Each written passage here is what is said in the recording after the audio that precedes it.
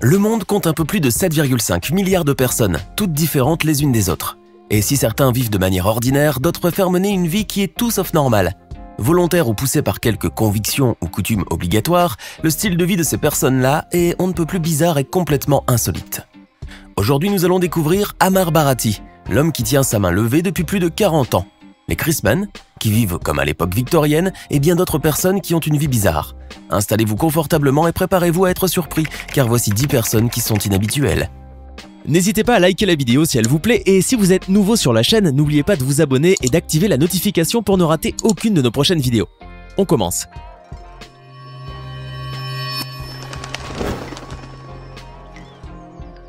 Gabriel et Sarah Chrisman sont un couple pas comme les autres. Ils vivent comme au 19e siècle, mais vraiment, ce couple américain a choisi d'échapper à la vie d'aujourd'hui avec ses technologies et de vivre comme à l'époque victorienne. D'après ce que l'on peut voir, cette ambiance semble bien leur plaire puisque leur mode de vie à l'ancienne dure depuis plus de 10 ans. Tout y compris leur garde-robe qu'ils cousent eux-mêmes, leurs accessoires ainsi que leurs recettes datent de l'époque victorienne. Le couple vit à Port Townsend, dans l'état de Washington, dans une maison qui date de 1888. Ils utilisent une glacière au lieu d'un réfrigérateur, des lampes à huile, des chauffages à gaz et au kérosène ainsi que des ampoules comme celles inventées par Thomas Edison. De plus, ils dorment sur un matelas rempli de plumes. Sarah porte constamment un corset, quant à Gabriel, il porte des lunettes authentiques, toutes fabriquées durant le 19e siècle. Ce dernier se déplace sur des vélos rétro, son haut de forme sur la tête. Et bien sûr, comme vous pouvez l'imaginer, il ne possède ni machine à laver, ni four à micro-ondes, encore moins un smartphone. Cependant, le couple est amené quelquefois à faire une entrave à la règle. Par exemple, Sarah, qui est écrivaine, doit utiliser l'ordinateur pour écrire ses ouvrages, et elle n'hésite pas à recourir aux réseaux sociaux pour partager ses livres ou sa vie à la victorienne. Pensez-vous que Gabriel et Sarah mèneront un jour une vie normale comme les autres couples, qui vivent pleinement leur époque? Qu'en pensez-vous? Vous aimez les voyages et les aventures? Vous serez donc fasciné par cette famille qui mène une vie de nomade depuis plusieurs années. Shane, Julie et leurs 7 enfants vivent sur les routes qu'ils parcourent à bord d'un vieux bus scolaire qu'ils ont eux-mêmes aménagé et rénové. Ce couple américain n'avait qu'un rêve, avoir plein d'enfants et mener leur vie comme ils l'entendaient. Après avoir tout vendu et remboursé leurs dettes, ils purent concrétiser leurs rêves. Ils achetèrent leur bus et le transformèrent entièrement pour en faire une vraie petite maison mobile, avec une chambre à coucher, un salon et toutes les commodités qu'il faut. Cependant, comme vous pouvez l'imaginer, mener une vie de nomade n'est pas toujours facile.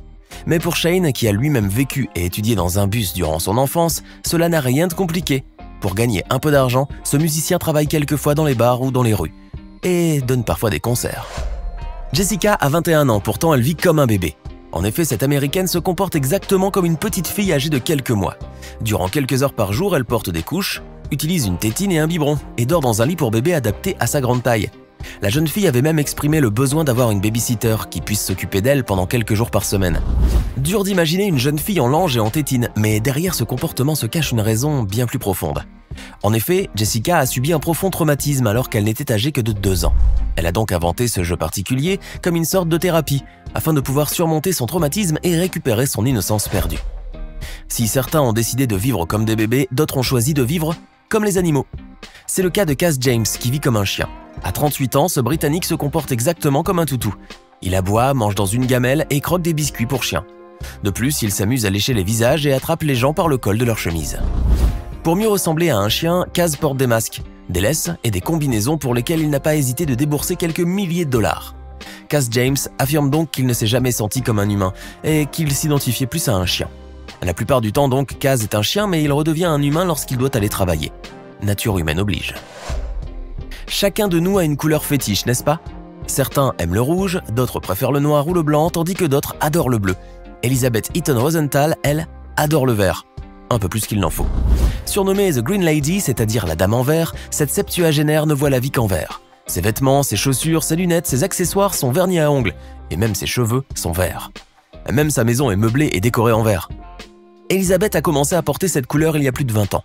Depuis, elle ne peut porter aucune autre couleur. Son entichement pour cette couleur, elle l'explique par son amour de la nature et de la verdure qui l'entourait lorsqu'elle vivait dans sa Nouvelle-Écosse natale avant de déménager à New York en 1964.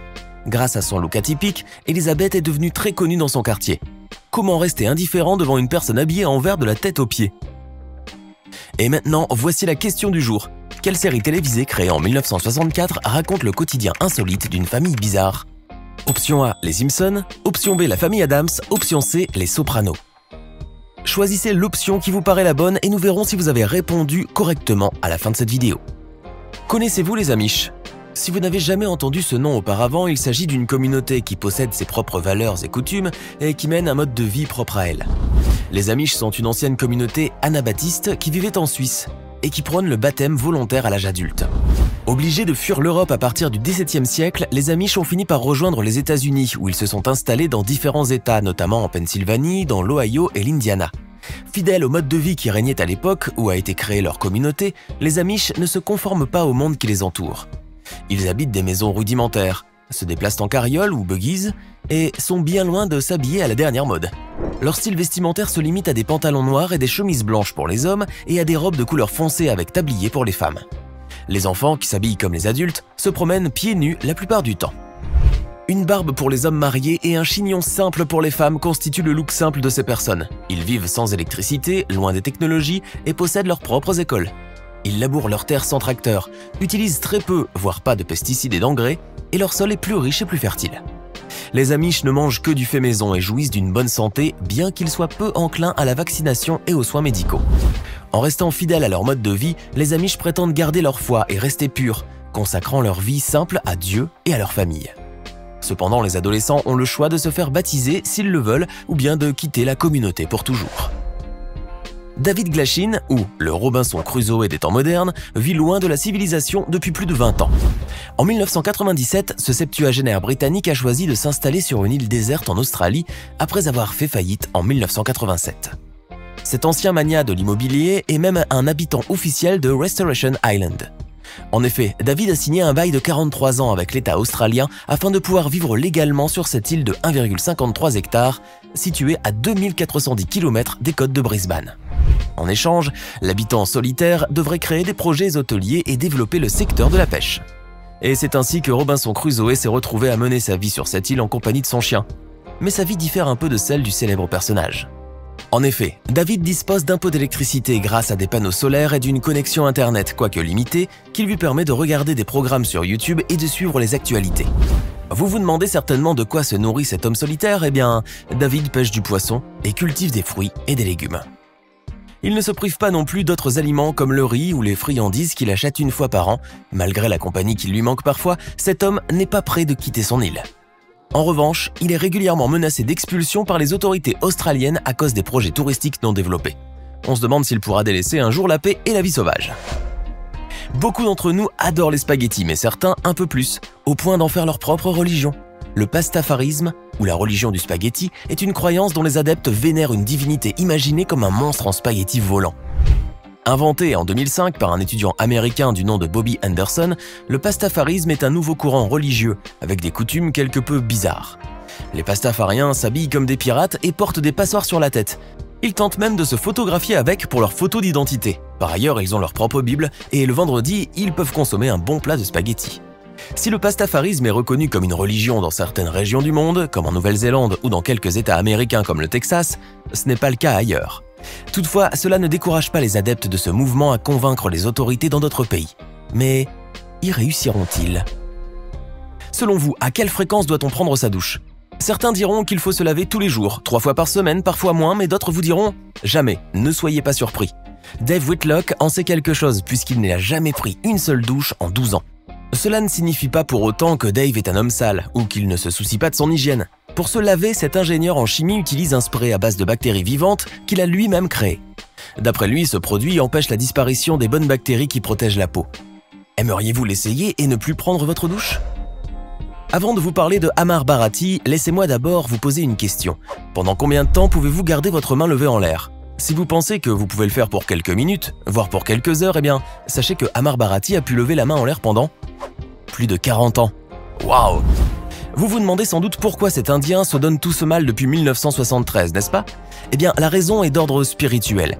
Cet hindou, qui vivait de manière ordinaire il y a très longtemps, est devenu un sadhu, c'est-à-dire un saint. Puis, un beau jour, il a décidé de lever la main pour promouvoir la paix et pour se protéger contre les combats et la colère. Évidemment, ce geste a fini par lui coûter son bras, devenu atrophié avec le temps. C'était 10 personnes qui vivent de manière inhabituelle. Que pensez-vous de tout cela? Si vous aviez le choix de mener une vie totalement différente, comment vivriez-vous? Laissez-nous votre réponse dans les commentaires. Et enfin, la bonne réponse à la question du jour est l'option B. J'espère que vous avez été nombreux à trouver la bonne réponse.